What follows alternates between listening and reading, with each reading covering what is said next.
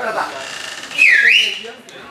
O negócio é o seguinte, meus queridos, eu vou corrigir a tarefinha. Eu fico todo bobo quando tem aluno cobrando. Professor, olha a tarefa, professor, olha a tarefa. Eu nem pretendia usar a nota de participação em tarefa esse trimestre, mas se eu olhar mais algumas tarefinhas até o final do ano, então vai ter uma notinha. E como eu não cobrei 10 vezes, né, cobrei poucas vezes, se o aluno fez essas poucas vezes que eu cobrei, ele tem mais um 10ão aí para bombar a nota no final do ano. Belo dia 13! Ah, delícia! Quase de férias, hein, meu querido? O negócio é o seguinte, ó. O meu projeto para a aula de hoje, vou corrigir a tarefa. Tu deve lembrar do teu formulário, como ele está poderoso, né? O teu formulário de cinemática. Que equação é essa? E essa outra aqui, ó. E essa última aqui, ó. Ah, que bonito. Quando é que eu uso o Torricelli? É isso. No mais é interpretar o problema, ler 2, 3 vezes, lembrar o nome de cada letrinha com carinho.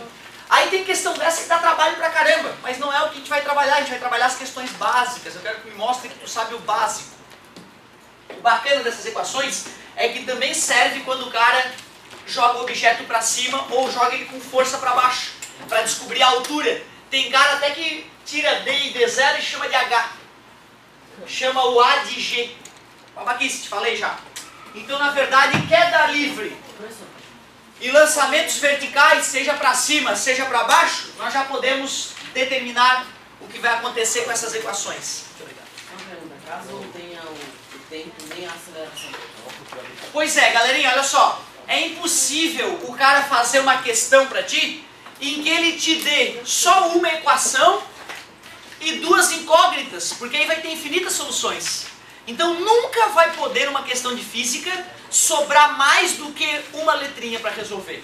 Se sobrar 2 letrinhas, tu vai ter 2 equações, aí tu isola numa. Se sobrarem 3 letrinhas, vai ter que ter 3 equações. Tu vai ter que fazer um sistema com as 3 equações. Isola numa, substitui na outra, isola numa, substitui na outra, até ficar com uma letrinha só. Então isso que é importante ficar tranquilo. Não pode ter questão que não dê para resolver. Não pode, tem que dar para resolver. E para poder dar para resolver, o número de letrinhas tem que sempre ficar igual ao número de equações. Certo? É isso aí, então pode ficar tranquilo. Olha só, galerinha. Eu vou corrigir a tarefinha que era a página 65, é isso? E a minha ideia, além de discutir aquela história que o amigo levantou no final da aula passada, a história do lançamento horizontal, certo? Saber que o movimento na horizontal tem velocidade constante e é independente do movimento da vertical. Por isso que no final da aula eu contei algo que eu demorei anos para digerir. Imagina tu com uma informação na cabeça que tu sabe que é verdadeira, mas teu coração não aceita. Teu coração não aceita, não pode, é impossível. Né? Como a nossa psique nos engana, como o nosso cérebro, nossos olhos nos iludem, né? Lembra? Planície, infinita planície. A bala bateu no chão, lá longe! Mas exato como eu atirei no momento em que eu larguei o giz,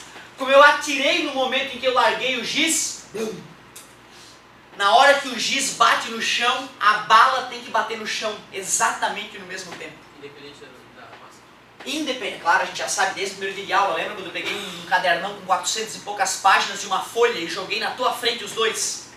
O caderno caiu primeiro que a folha, a galera toda disse, ah, o caderno é com mais massa, é mais pesado, né? Popularmente não sabia ainda a distinção entre massa e peso, bem bonita. Hoje nós sabemos que peso é uma força e massa média é quantidade de matéria, né? Peso é em newtons, como toda a força, e massa em quilogramas no sistema internacional. Né? E aí depois eu amassei a folha para vocês e fiz de novo a mesma coisa. E aí o caderno com 400 e poucas folhas caiu juntinho com uma folha amassada. Vocês lembram disso? Né? Então aquilo foi a prova cabal, já no primeiro dia de aula, já pum, rebentei aquela história de tu achar que os corpos mais pesados caem antes dos corpos mais leves, né? Nós detonamos aquilo já no primeiro dia de aula. Então é claro que não interessa se é tiro de canhão, ou tiro de 22, ou tiro de 45, não interessa que arma que eu estou na mão. Se eu solto qualquer objeto, não precisa ser o giz, pode ser o apagador, plum, a bala bateu no chão. Bem na hora que o apagador bate no chão, a bala bate no chão. Mas isso só se for na horizontal, só. Porque se eu atirar... Claro, é isso aí, ó. Parabéns pela tua observação, seu Lucas. Olha como eu estou atirando, não estou atirando nem assim nem assim, eu estou atirando na horizontal. É bem isso mesmo, garoto. Mais uma só. Bum! A bala bateu no chão. Difícil acreditar, né? Por que é tão difícil acreditar? Porque o teu cérebro pensa que o tempo de queda do objeto tem a ver com a velocidade que ele foi lançado. E segundo, tem a ver com a distância que ele cai de ti, né? Na tua concepção, quanto mais longe o objeto cai de ti, mais tempo ele demorou para cair, né? Mas isso é falso. De onde é que tu tirou essa regra maluca? Da onde? Fizesse um estudo físico, por acaso? Não. Então, na verdade, nós tiramos conclusões olhando o nosso dia a dia. E acreditamos que o mundo funciona de um jeito, mas não é verdade. Por isso que nasceram pessoas um pouco diferenciadas, mais críticas, começaram a estudar os fenômenos e foram criando essa teoria toda que a gente conhece hoje como ciência da física, que explica como é que a natureza funciona. E quando eu faço essa brincadeirinha da arma, para mim o mais importante é que tu perceba que a velocidade com que a bala é disparada para frente não interfere no tempo que ela cai. E é óbvio, né, gente? Se tu aceita que quando o objeto vai para frente, ele demora mais a cair, tu tá querendo me dizer que a Terra percebe que o objeto está indo para frente e a Terra atrai um objeto diferente. Como se a Terra estivesse olhando. Ou o apagador está parado, eu vou atrair ele bem forte e rápido. A bala da arma que está indo para frente eu não vou atrair. É isso que está querendo dizer, entendeu? Essa tua teoria de que a bala da arma pode cair e demorar mais a cair só porque eu disparei ela para frente, significaria dizer que a Terra é consciente e que a Terra age diferente com corpos parados e corpos em movimento. Até parece que a Terra vai atrair o apagador de um jeito se eu largo ele assim, né? Ah, não, mas se eu jogo ele para frente, a Terra vai atrair diferente. A Terra não pensa, né, cara? A Terra atrai os objetos, porque massa? Pronto. Por isso que a queda não vai ser interferida pelo movimento horizontal. A Terra não pensa, ela simplesmente atrai os objetos. Agora, a queda dele vai ocorrer por essa atração. Se ele vai para frente ou não durante a queda, o problema é dele. Então cuidado, hein? Prédio, bola, duas bolas. Uma vai ser arremessada para frente no mesmo momento em que a outra vai ser solta. Quem chega no chão primeiro? As duas chegam juntas. Porque quando essa descer 1 metro, essa aqui vai ter descido 1 metro também, só que vai ter ido para frente. Quando essa tiver descido 3 metros, essa também terá descido 3 metros, só que vai ter ido para frente. E elas vão ter as suas alturas iguais ao longo do tempo. Opa, essa é aquela que não tinha rabisquinho. Quando essa encostar no chão no mesmo instante, a outra, mesmo que tivesse sido lançada com metros por... mais ou menos. Não interessa. A velocidade para frente dela não muda em 1 milésimo de segundo o tempo de queda. Eu sei que para ti isso é muito difícil de aceitar. Mas nós vamos ter que trabalhar isso porque no vestibular eles vão botar essa questão. Eles vão botar essa questão e a primeira alternativa vai ser 01. A bola que foi solta chega no chão antes do que a bola que foi arremessada. E 90% vão dizer que é verdadeiro. Só os jovens que forem contra a sua intuição, que tiverem a técnica, estudado a técnica, é que vão conseguir responder verdade. Isso aqui não é 22 metros por segundo ao quadrado. Isso aqui é uma aceleração, certo? Aí seria uma aceleração. Mesmo assim, se essa aceleração for para frente, não vai mudar a aceleração da gravidade que é para baixo. E é a aceleração da gravidade que faz o cara cair de uma certa altura. Como esta aceleração vertical não sofreu alteração, nem aceleradamente o objeto demoraria mais a cair. Mas arrebentou a pergunta, fica mais punk ainda. Então ele não só está rápido, como ele está aumentando de velocidade para frente. Mas como não tem nenhuma alteração na aceleração da gravidade, ele vai continuar caindo igual. A Terra não vai deixar de atrair ele só porque ele está acelerando para frente. Ah não, esse cara está acelerando para frente, não vou atrair esse cara. É mais ou menos assim que deveria ser a Terra pensando, ó, o outro andando, vou atrair devagar.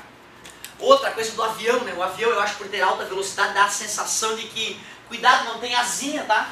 Se tivesse asinha nessa bolinha, ela ia voar. Asinha, aí ela voa. Não tem asinha na bolinha, tá, cara? Cuidado com isso, não tem asinha nesse sobinar. A bala que eu atirei não tinha asinha para a bala ficar voando. Ou seja, cada vez que ela vai para frente, ela está caindo. A Terra continua atraindo ela. Adivinha quem é que descobriu essa ideia aí? que dá para decompor o movimento parabólico de um lançamento horizontal em dois movimentos. Um movimento idiota com velocidade constante para frente e um movimento acelerado de queda. Adivinha quem foi o gênio que percebeu isso? Galileu Galilei. 1600 mais ou menos. Desde 1600 o cara já sabia disso. E nós hoje em 2013 temos dificuldade para digerir. Foda, né, cara? Saber que há 500 anos atrás, praticamente 500 anos atrás, o cara já tinha resolvido essa encrenca aí. Loucura!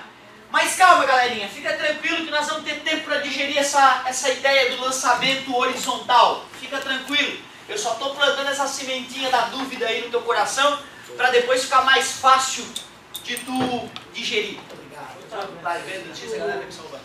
Calcula quanto tempo o X demora pra cair no chão. Tu sabe a velocidade da bala, dá pra saber onde ela caiu. Claro, Galileu era especialista em balística. Tudo isso por causa de guerra, tá? Se os seres humanos não quisessem atirar um no outro, o Galileu não tinha estudado isso. Tá beleza? Concordas, né? Quero atirar no cara lá. E que ângulo meu canhão vai ter que dar? Quanto de pólvora eu vou botar na carga para acertar na cabeça do inimigo? Né? Certo? Então, interessante. Muitos outros... Alguns caras diziam que era assim, ó. Tu dava o tiro de canhão, tua bala ia em linha reta, parava e caía. Tu acredita que já existiu essa teoria? Engraçado, né? Será que o cara não pegou um objeto e não arremessou e... Opa, não foi assim. Não é, cara? O cara escreve num livro, né? Um canhão, quando tu atira, a bala sai em linha reta, para e cai. Porra, peraí. Errado. Mas tu vê, cara, essa história de tu fazer uma coisa na natureza, olhar ela como uma experiência e tirar uma conclusão, é uma coisa moderna.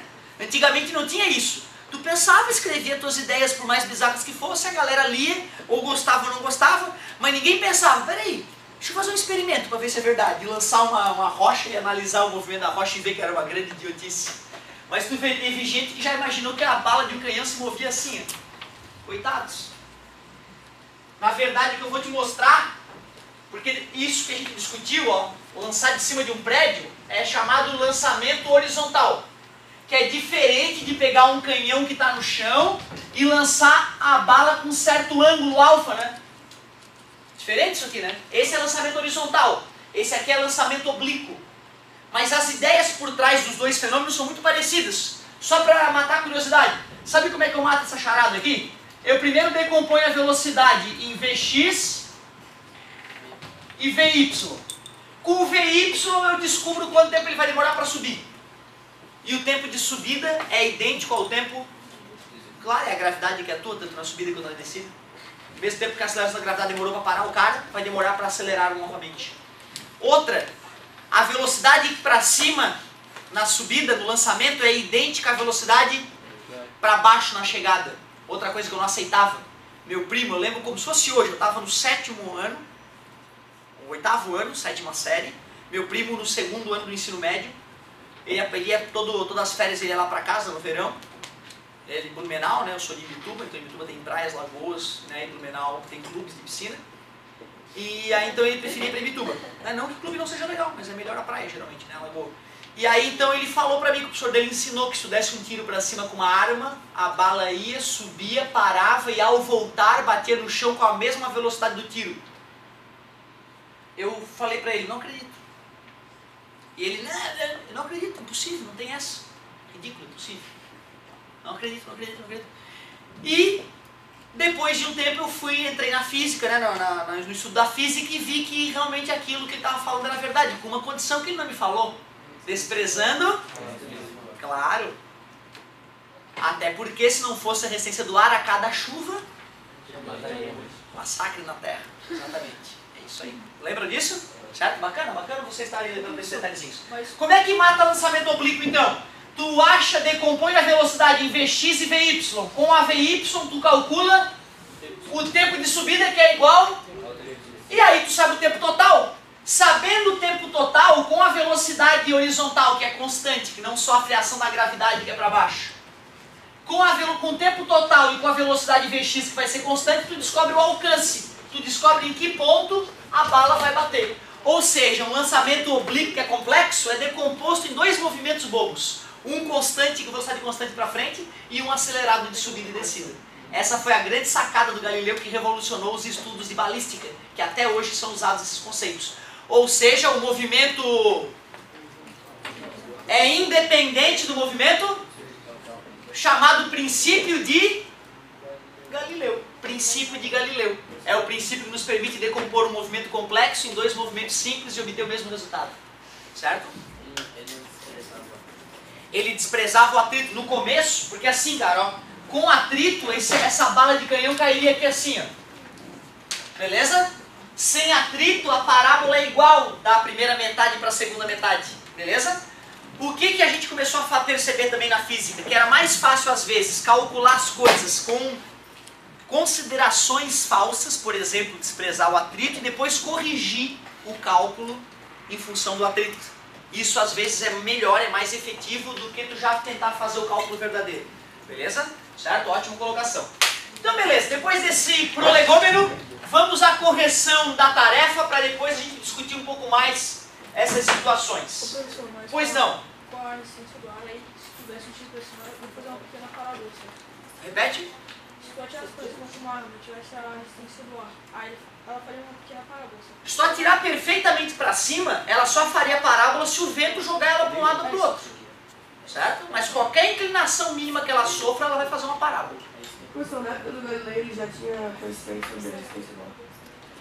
Na verdade, ó, o Torricelli era aluno de Galileu. O Torricelli foi o primeiro cara a medir a pressão atmosférica.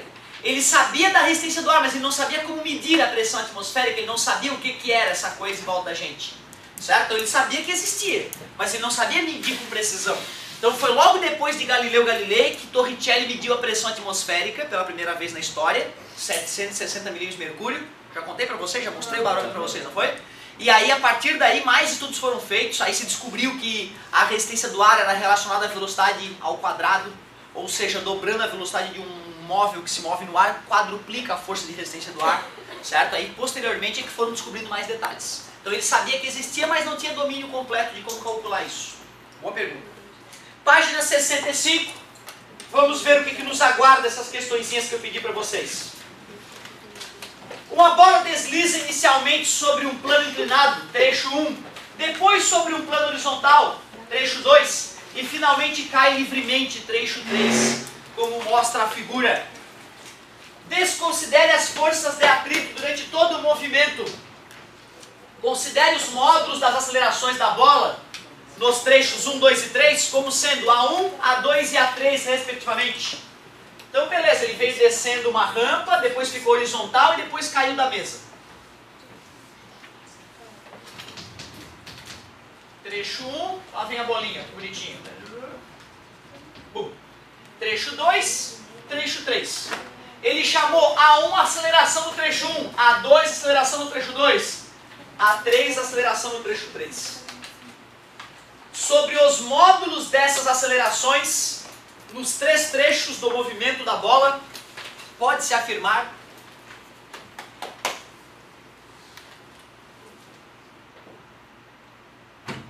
aceleração. O que eu posso afirmar sobre elas? Que a 1, concordo que a 1 é maior que a 2. Eu concordo com isso, porque ali está inclinado, né? Ele vai cada vez ficar mais rápido, e na horizontal o objeto não fica cada vez mais rápido. Ah, legal, ó. Então essa afirmação é óbvia, e a 2 igual a 0, porque na horizontal, MRU, né? O que mais? Então A mais 3 é igual a 2, A mais 3 é igual A 1 é maior que a 3? É igual? É menor? Bastante divergência, hein? Alguém tenta justificar, então, que o senhor é maior por isso, é menor por aquilo.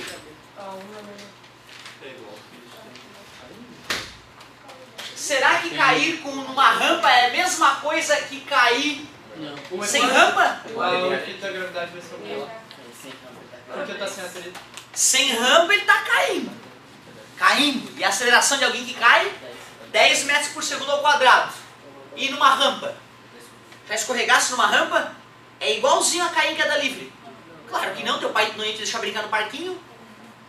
Tu acha que largar o guri lá de cima do parquinho tem o mesmo efeito que botar o guri na rampa, porra? Olha que absurdo que tá falando. Outra, não é um absurdo sobre a física, é um absurdo do teu dia a dia. Como é comum isso, amigo, achar que os eventos do dia a dia são uma coisa, a física da sala de aula é outra. É a mesma. Se existe rampa, e se tu ao pular de bunda, lá de cima do parquinho no chão, sente algo diferente do que descer deslizando, é porque a aceleração é totalmente diferente. Aliás, aumentando a inclinação da rampa, aumenta a aceleração, chega uma hora que a rampa está assim, ó. Aí é a mesma coisa que cair. Então uma rampa assim, não é uma rampa, uma parede, vai cair. Agora qualquer inclinaçãozinha mínima, tu vai bater com a bunda na rampa e ela vai fazer uma força normal te sustentando pelo menos parcialmente. Por isso que o parquinho tem um ângulo que o cara construidor de parquinho já sabe.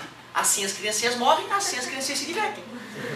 Né? Não, é legal, é importante tu perceber isso, cara. Eu lembro que uma vez eu fui no tobogã do Play Center, lá em São Paulo. Ai, que arrependimento. Eu vi a galera descendo aquilo lá, feliz, fui, né, criança, bem... Cara, eu cheguei sem praticamente um pedaço do meu dedo mindinho. Claro, o cara não deu a dica, eu apavorado, eu era um tapetinho, né, tu vai num tapetinho. E eu agarrei naquele tapetinho, toda a minha força na cara. Só que meu dedinho ficou embaixo do tapetinho. Ele foi fritando do começo ao fim. Só não pegou fogo, eu acho que não é combustível, cara. Mas derreteu um pedaço do meu dedo ali, bolha, tal, choradeira, criança pequena, né? Então tu vê que coisa bizarra, né? E aquele era legal, cara, que tinha rampinha no meio, entendeu? Então tu vinha lá com o negocinho, saltava no determinado momento e era gigante. Aquilo sim é tobogã, muito legal. Muito mais divertido na água, né? Na água é bem mais gostoso, mas o cara ficar pelado na chegada, né? Mas é menos pancada aí, né? O atrito com... Vocês já viram os toboágua maluco? Tem?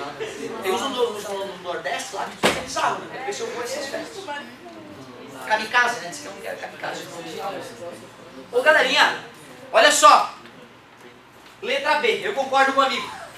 A aceleração 3 é maior porque é da gravidade, a 1 é um pouco menor porque está numa rampa, a 2 é 0 e a única que contém essas três afirmações é a B. Tu viu, cara, às vezes física se mata olhando pro dia a dia da gente, olhando para uma situação que tu já viveu.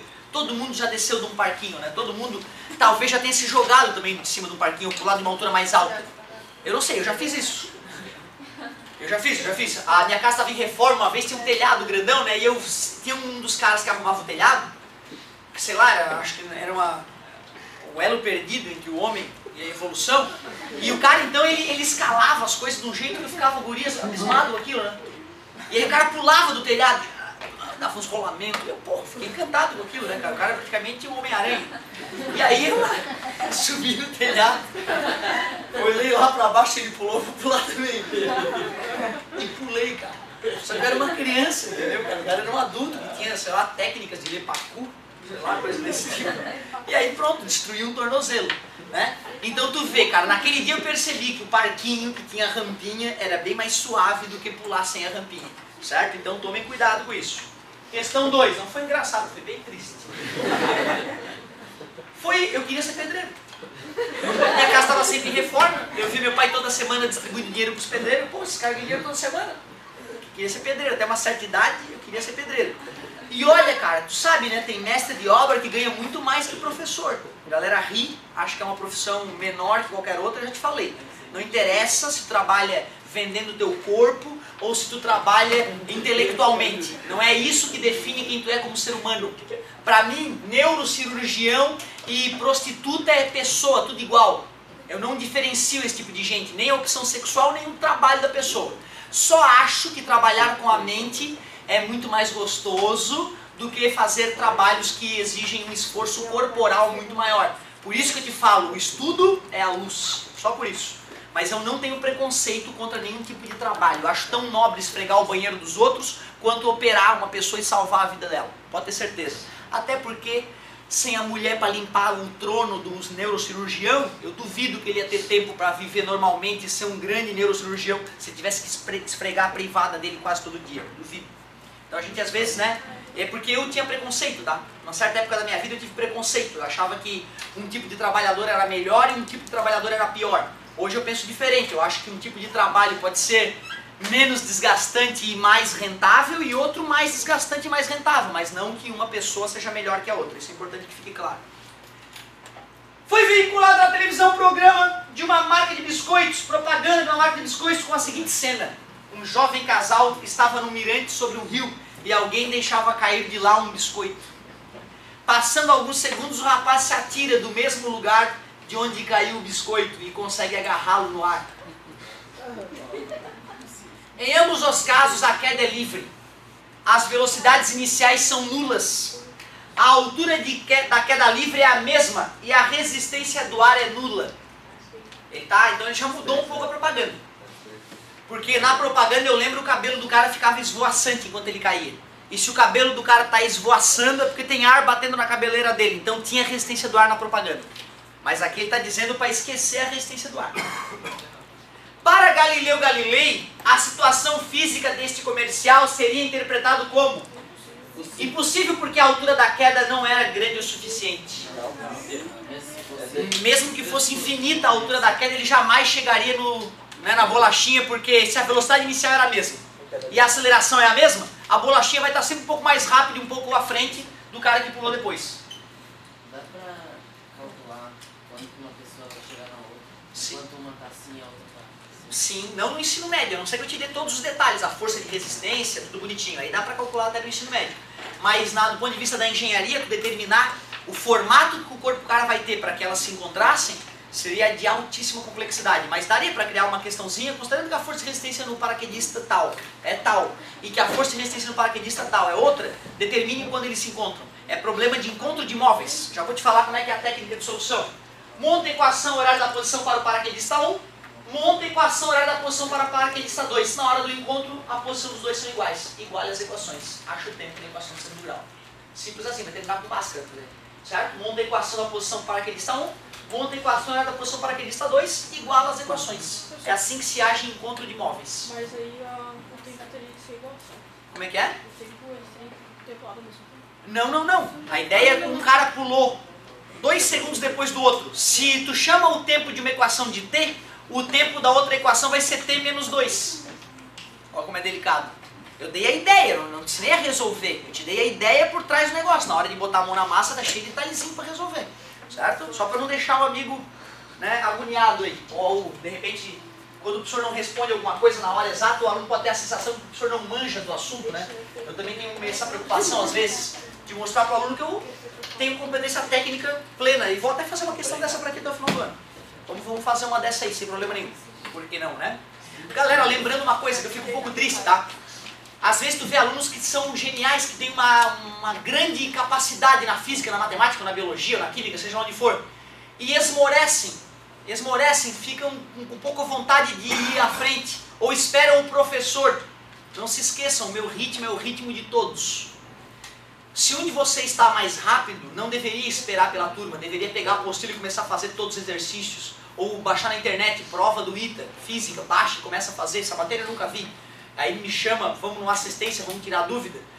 Eu te falo isso porque eu fiquei a minha vida inteira esperando os outros. Terminava o exercício e eu ficava. Sabe? Tirava 10 e ficava, pô, que merda, nada pra fazer. Tirava 10 de novo, que merda. Entendeu? E aí meu pai falava, não, tá tudo tranquilo, vai dar tudo certo. Então eu poderia ter ido muito além de onde eu fui, porque eu fiquei esperando os outros. Tá entendendo? Não precisa esperar os outros. Se tu te acha um gênio, eu não sou um gênio. Mas eu tinha um pouco mais de tempo, era um pouco mais raçudo que a maioria das pessoas. Sempre fui raçudo, né? Na bola, no futebol. Ruim de bola, perna de pau, mas eu não parava. Vamos, porra, volta, não vamos perder. Isso eu sempre tive, entendeu? E em determinado momento da minha vida eu deixei de usar a minha raça disponível para esperar os outros. Isso não faça. Não faça porque na vida adulta tu vai te magoar. Porra, eu tava cheio de tempo para estudar, estudei pouco. Ia bem, achava que era um gênio e fiquei vadiando e podia realmente ter virado gênio e virou uma pessoa normal, um pouquinho acima da média, só porque esperou os outros. Não espere os outros, tá beleza? Tá com tesão uma questão de matemática? Vai fazer, porra. Vai no Google, baixa a questão ninja de matemática, tenta. Por que não? Não espera por mim, beleza? Eu tenho o ritmo da turma, um ritmo light, um ritmo tranquilo. Vai! Possível! Não. Porque o corpo mais pesado cai com maior velocidade. Vamos de revisar aqui não, né, galera? Lembra da primeira aula? Ó como é que foi a primeira aula. Ó, aqui. Por que mesmo que a apostila caiu mais rápido? Ar, foi só o ar. Ó, continua mais de 70 vezes mais pesada essa do que essa, ó. juntinho. Então não. Letra C. Possível porque o tempo de queda de cada corpo depende de sua forma. Por que não? Só porque ele desprezou a resistência do ar. Porque se ele não despreza a resistência do ar, o biscoitinho sendo leve, de repente dá umas flutuadas.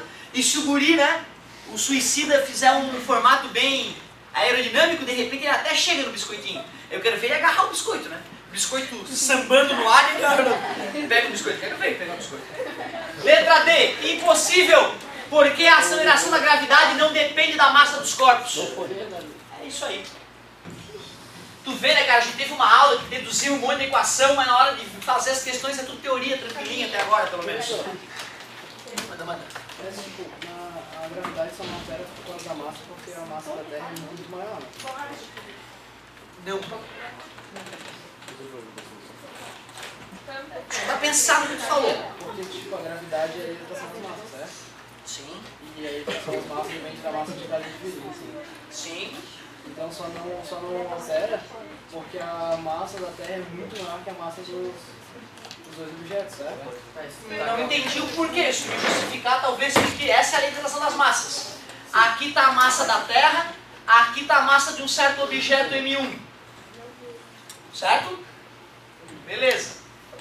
Eu acho que eu estou entendendo o que tu está querendo me dizer, mas eu queria ver se a tua ideia corresponde a isso que eu estou imaginando. Por que será que tu alega que isso só acontece porque a massa da Terra é muito maior que a massa do objeto? Mais ou menos ele está querendo colocar que se um asteroide entrasse no campo gravitacional da Terra, ia ter a mesma atração da Lua, entrando no campo gravitacional da Terra, não ia mudar o tempo de queda. Algo assim, estou errado? E tipo, a nossa tem uma alteração que é tão pequena que pra gente não... Mas por quê? De onde é que vem essa alteração? É isso que eu queria Na entender. massa, na equação. Mas quando esse cara está caindo para esse aqui, perto desse, a massa dele não muda. Não, se tivesse uma massa diferente. Um outro cara com uma massa diferente, M2. M3, obrigado, amigo. Tipo, ele cai com uma velocidade diferente, só que é insignificante para os nossos olhos, é isso? Não é isso. Não é isso. Ó, tu estaria correto se tu levantasse a seguinte hipótese. Muito bonita essa discussão que o amigo levantou. Se tivesse levantado a seguinte hipótese: professor, um objeto com a mesma massa da Terra, próximo da superfície terrestre, que aceleração com que esse objeto cairia? A aceleração ainda seria a mesma, cara. O detalhe é que se o objeto tem a mesma massa da Terra, não vai ser só o objeto que vai em direção à Terra. A Terra também vem em direção ao objeto. O que eu quero te dizer é que quando eu pulo, a Terra sacode. Ela sacode tão pouco que a gente não percebe. Por isso que eu posso pensar que a velocidade é toda no meu corpo. Beleza? Se um objeto tiver uma massa muito grande, o outro corpo vai sacudir junto. E aí vai ficar mais complexo de entender o fenômeno. Mas eu vou te provar por que a aceleração é a mesma desses dois caras que têm massas diferentes. Vou te provar. O que diz a segunda lei de Newton?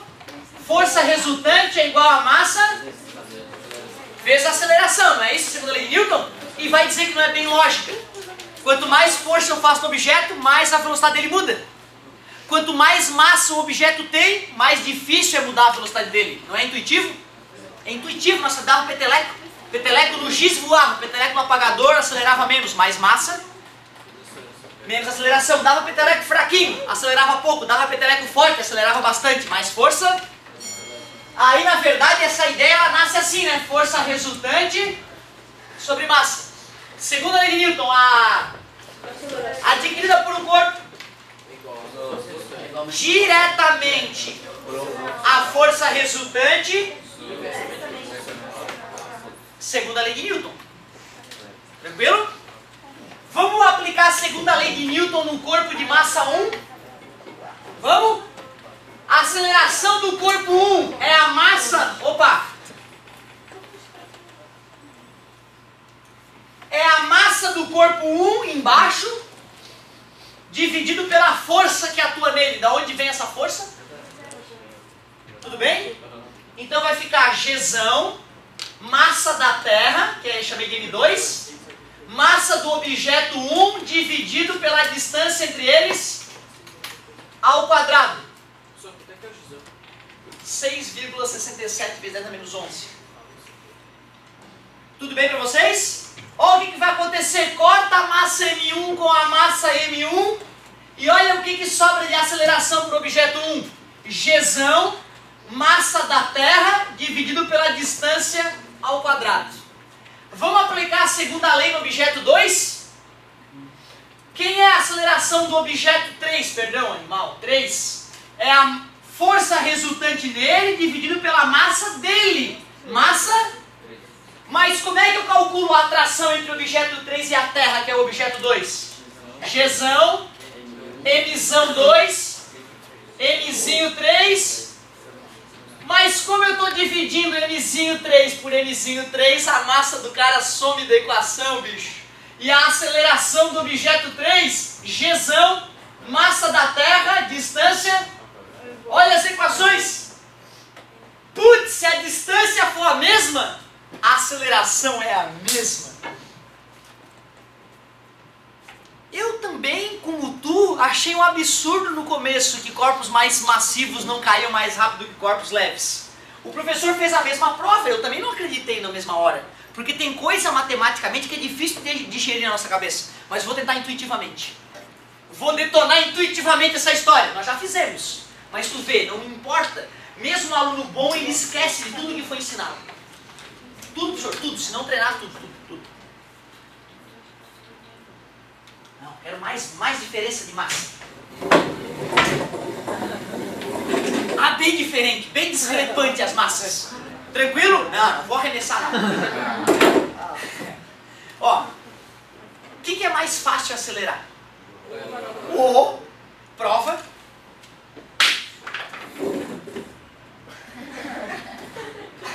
Concorda comigo? Por que é mais fácil acelerar o apagador? Um objeto com massa menor é mais fácil de acelerar. Se eu quisesse que eles acelerassem iguais, eu teria que fazer mais força na cadeira. Suponha que a massa da cadeira é 5 vezes maior. Quantas vezes mais força para acelerar igual? 5 vezes mais. Porém, quem que a Terra puxa com mais força? Se a massa dela é 5 vezes maior, com quantas vezes mais força a Terra puxa a cadeira?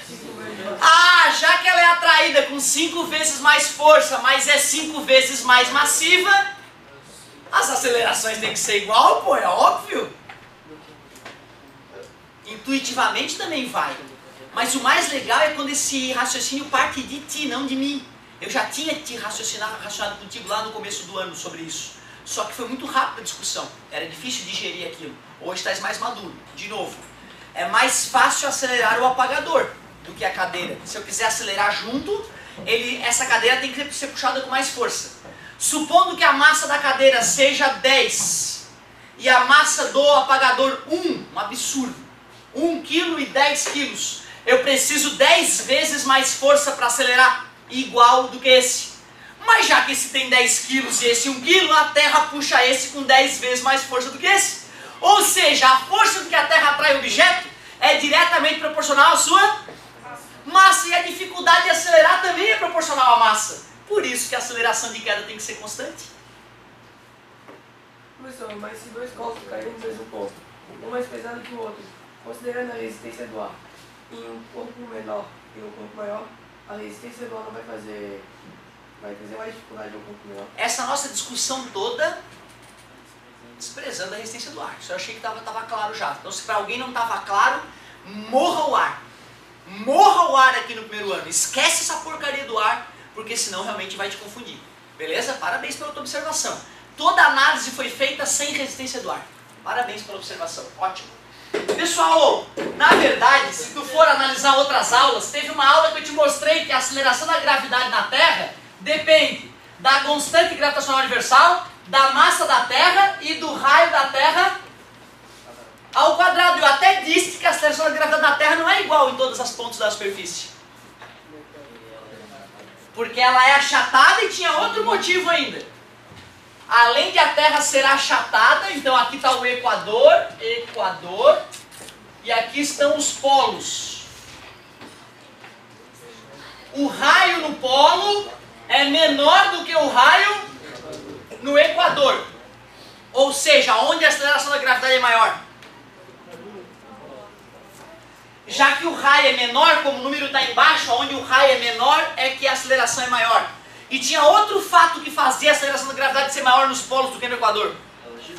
O fato da Terra girar. Jogar para fora, falei do samba, aquele brinquedo do parquinho que gira. A galera fica na parede sendo espremida, contra a parede sendo jogada para fora do brinquedo. O babacão fica lá, na verdade, geralmente é o cara que é pago pelo parquinho, né, para ser o motivador da brincadeira lá, fica com o microfone no meio do samba. E aí, enquanto a galera que está na extremidade dá voltas radicais, o corpo dele simplesmente sacode para um lado e para o outro. Concorda comigo? Então esse cara não sofre a rotação. Pensando no cara no Equador, um cara que está no Equador dá uma volta no planeta em 24 horas. Enquanto o cara que está com a bunda no eixo de rotação da Terra, em 24 horas dá uma volta no próprio corpo. Para esse cara é um movimento idiota, e para o cara que está no Equador é uma volta ao mundo em um dia. Concorda comigo? Ou seja, o cara que está no Equador sofre a ação de ser jogado para fora. Um pouquinhozinho de nada, tu não percebe isso. Esses dois fenômenos, quais dois? Achatamento dos polos e rotação da Terra, faz com que a aceleração da gravidade no Equador seja aproximadamente 9,75, enquanto nos polos 9,82. Se tu pega dois corpos, o grandão e o pequeno, e eles giram com a mesma velocidade, qual vai girar? Repete? Se eu tenho um corpo bem fininho, ele gira com a mesma velocidade que o corpo gigante, qual deles vai completar mais? Depende de que velocidade. Está falando de velocidade angular ou linear? Essa é a última aula do ano. Parabéns. Gente.